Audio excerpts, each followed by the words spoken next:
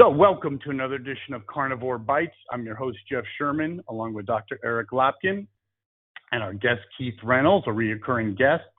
So time flies. Maybe a month ago, you had a seminar in Stanford, and it was about skills and really aligning yourself with the 21st century. Can you tell us a little bit about that and how it went? Yeah, we had about 13 people, and 7 of them completed, and it was an intensive 4-week program to get certified in inbound marketing, email marketing, social media marketing, and SEO. You got certifications from HubSpot and SEMrush, 2 digital marketing platform companies. And they're free and just amazing curriculum. And so we had a small grant from the city of Stanford to work with the Stanford Library and the Stanford Partnership to build a cohort and help guide people through. So we had an intro course or intro evening and then a Q&A session 4 days later on Thursday. And people then did self-study throughout the week and got certified. And the feedback was tremendous. Learning these skills is the kind of thing with a little bit of experience, you can be making $30 to $50 an hour very quickly. And so the hypothesis was that we could do economic development by teaching people skills that are relevant and in demand. And it was a pilot. So I'm actually sending out the survey tonight, and we'll see how the feedback goes. But it sounded like it was good. We had a little graduation party, and thanks for letting me recap here. I hope to do it again soon. No problem. I know, Dr. Lopkin, you're big on that, and we've talked about it before, but just kind of recap things. Things are kind of changing a little bit in the world in terms of these 4-year degrees and master's degrees and all that kind of stuff. And maybe what Keith is, I totally believe what he's saying is accurate, that isn't it more skill-based, getting the skills you need, and you don't need to worry about modern history and the philosophy of Nietzsche? Yeah, well, I mean, if you're looking for a job, yes, these certifications are a lot more important than a 4-year degree. Most of the large tech companies have already announced they're not even looking at degrees anymore. They want to know that you can actually do the job. And this is a trend that's going outside of just tech. Companies want to know that you can do what needs to be done to get the job done. And interesting, though. A lot of that is also Dr. communication skills. No, I agree with it, but it was, the degree was everything, just 20 years ago. Now it seems like, it doesn't have the same relevancy as it once did. No, because 20 years ago, 40 years ago, when you went to college, you were being taught to think. You were being taught to solve problems. Higher education has lost touch with the outside world. Academia is very insulated, and they have lost touch with what's going on in the real world. So if you get a 4-year degree, especially with the speed of technical innovation now, a year after you get that degree, it's virtually useless. Keith, any comments on that? I would say that I have 2 kids college age, and neither of them took the college path. They've gotten vocational, one's in construction, one's in the restaurant industry, and they've been able to make a living, but they're taking their spare time and studying what they like. And they've been going to junior college to get their freshman and sophomore year under their belt without breaking the bank. And they're actually thinking about going to a strong 4-year institution for their last 2 years of school. But they're taking longer to do it, and they don't want to come out loaded up with debt, but they have things that they can study, like Nietzsche, right? Because you do it because you want to. But they're not doing it for the purpose of a job. They're doing it to study things that they enjoy. And that's actually something that Steve Jobs used to talk a lot about. He did not go to a programmatic college. He took classes here and there on things that he enjoyed. And of course, very few Look people what that got him. Right. Very few people would debate whether or not Steve Jobs was a success or not. He had the skills to do what he wanted to do, and then he went to college here and there, audited classes, took a class here, took a class there, basically ignoring the structure of the 4-year degree, forgetting about required courses, and just took the courses that he was interested in. Absolutely. Yes. And I wonder if that's not the model of the future. Yes, Keith. I was going to say his love of fonts led to the Macintosh and its leadership because he loved fonts. He studied design. Well, moving to another subject, something that came up in the news, it was so weird. I had to throw it out there and give this to you, Keith, and Dr. Lopkin, is mining cryptocurrency. That supposedly it takes like supercomputers to do this, and I think I didn't even know completely what it was all about. Is that my softball? Yes. Yeah. Well, in order to create the cryptocurrency, they need computing power to put it out on the chain, and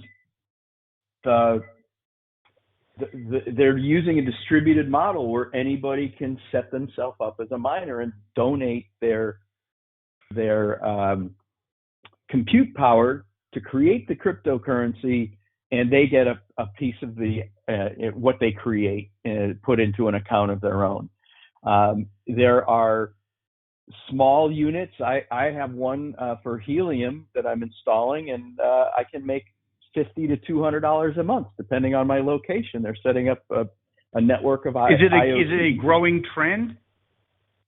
And well, it's a changing trend, right? It was being done a lot in China, and now China's cracking down on it. And so there's a company I was following, BTBT is its trading symbol. They've got all of their computers in transit from China to be set up in the United States now because of that. So it's you can set yourself up as a miner. You can stake your currency and use these ways to earn more cryptocurrency is the payoff for doing it.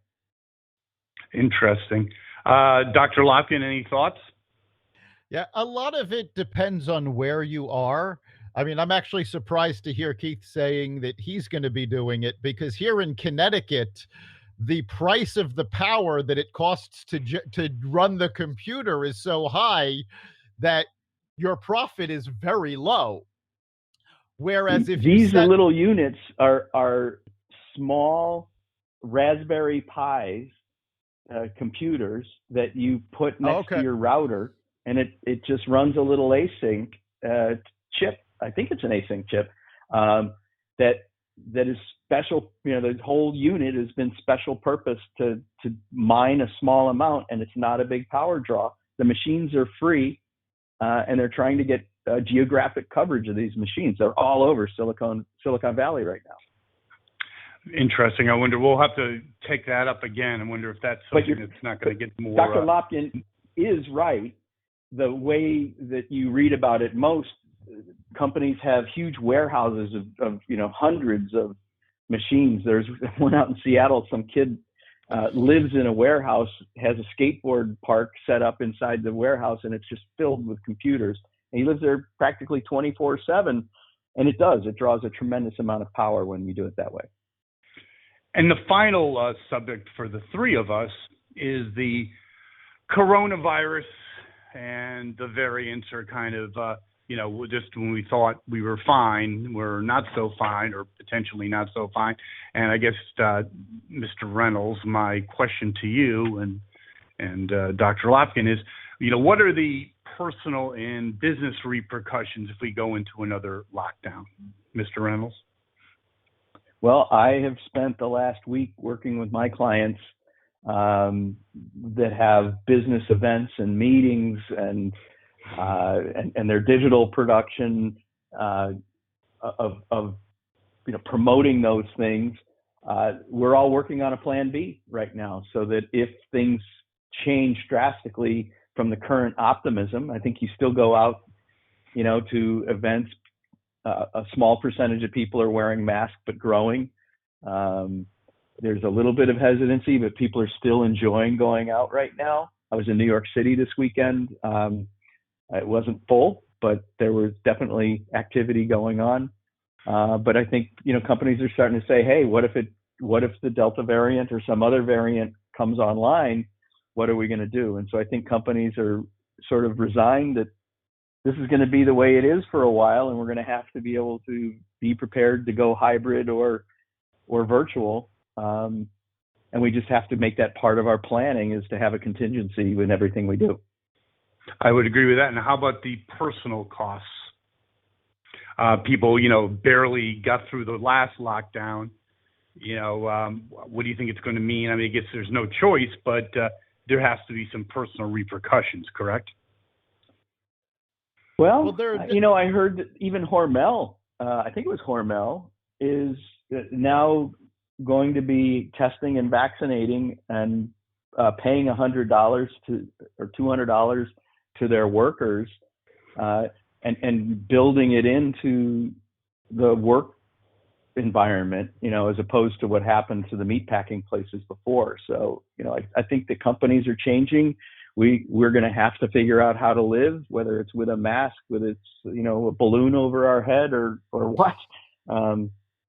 And some jobs are much harder to do than others, but back to the digital skills, the more you learn that, the more you put yourself in a position to be working at home.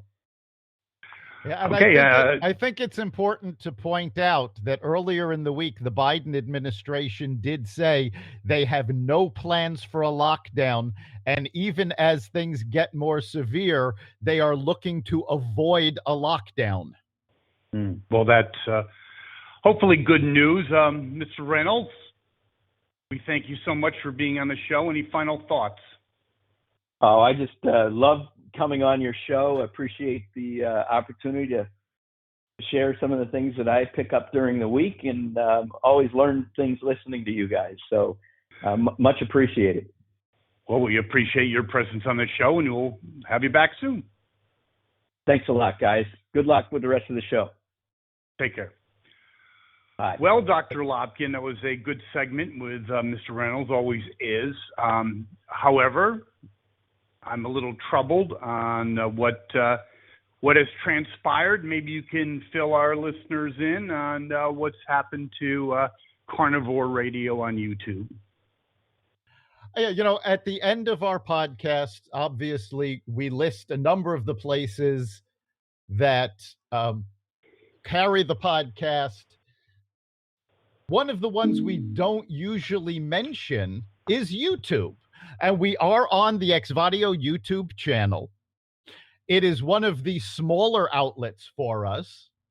But last week, YouTube decided to pull the episode of Carnivore Bites podcast off of their platform, because they disagreed with what we had said. Now, specifically, they told us it was about what we said about COVID and about masks not necessarily being effective. Now, they gave me a whole song and dance about how they are following the science, and if information contradicts the local authorities or the World Health Organization, they feel it's their job to pull it down. Well, here's the thing. We said that masks were not terribly effective. Now, this information came from Dr. Michael Osterhorn, who is President Biden's former COVID-19 advisor and a top epidemiologist. And he literally says, we know today, this is a direct quote, we know today that many of the face cloth coverings that people wear are not very effective in reducing any of the virus movement in or out. Okay. Actually, I've heard that. Just to kind of dovetail on what you just said. I've heard that. I don't exactly know the source, but basically, people are wearing non-surgical certified masks, and they have little or somewhat limited effectiveness. All right. If you are wearing an N95 mask, a KN95 mask, or a surgical mask, these are effective. 99% of the population is not wearing these. They're wearing cloth masks that they picked up at Target or these disposable paper masks. Now, this information comes from, again, his name is Michael Osterhorn, and aside from being part of the Biden administration, he's the director of the Center for Infectious Disease Research and Policy at the University of Minnesota. Now, I find it terribly interesting that YouTube decided to disagree with us and pull us down, but their parent company, Google, did not. And we are on Google Podcasts. Google thought this information was fine, which tells me that YouTube is not looking at accurate information. YouTube has a long history of taking down people who are not promoting their liberal agenda. So I have a feeling it has more to do with the fact that we are actually telling the truth rather than kowtowing to what they want people to hear. Well, I also am a little surprised, quite frankly, because I remember our show. Pretty benign. I don't think we went, as far as I remember, going out on a limb, with, crazy helicopter theories. I think it was a passing comment that you might have had, and to be banned, to me, that's a little scary. It is, because they are taking it on themselves to decide what truth is. And clearly, because we have the scientific advisor telling us that what we said was accurate, they don't know what the truth is. Now, we don't talk a lot about our own backgrounds on this podcast, but given the information that caused YouTube to take us down, I think it's important to mention the fact that I worked in the pharmaceutical industry for 5 years, 3 years of which was fact-checking medical research. I have been a journalist since the late 1980s. I have sources that YouTube will never have. So the fact that they think they know what's going on and deemed it proper to pull down a podcast on our channel is absolutely ludicrous. And it goes to show, there was a story on Fox. YouTube is obviously not the only one who's been pulling down things and censoring information. The New York Times had an entire library of back articles that they pulled down. Why? Because it turned out they were paid for by the Chinese government. And YouTube was actually, in this investigation, one of the channels that was named as getting payments from the Chinese government to spread information. Interesting. Well, for me, it's very disconcerting because it was something that I thought was over the top, or he went a bridge too far. That's different. I barely even remember us mentioning anything about mass technology and their effectiveness. I had to go back and re-listen to find the comment that they were referring to, because in a half-hour podcast, this line of interest that they found so disconcerting, it took up about 15 seconds. Yeah, it's a little troubling. Anyway, moving on into the political area, they got the January 6th hearings. And I know it's a surprise to you, Dr. Lopkin, but every member on that committee voted for impeachment. Isn't that a shocking detail? Oh, yes. I'm terribly surprised that Pelosi only put people on the investigation that voted for impeachment. Again, another group that cares nothing about truth, but wants to get their point of view out. Yes, I thought that was kind of you're not really looking. If you had a little diversity of opinion, it's a show trial. Again, I said it on last week's podcast. I'm very critical of what Trump did. I think his behavior over the last couple of months, or even more than that, even during the pandemic, was less than presidential, to say the least. And I also think that he cost the Republicans Georgia, especially in the final months of his presidency. And what he did on January 6th, I think, was at least at minimum a lack of judgment. But we can move on from that. Another cheery subject is there's maybe a resurgence. You were maybe too young for this, but I do remotely remember it, a resurgence possibly of Legionnaire's disease. It's in Rhode Island and like 3 other states. So we got that to look forward to, Dr. Lopkin. Isn't that exciting?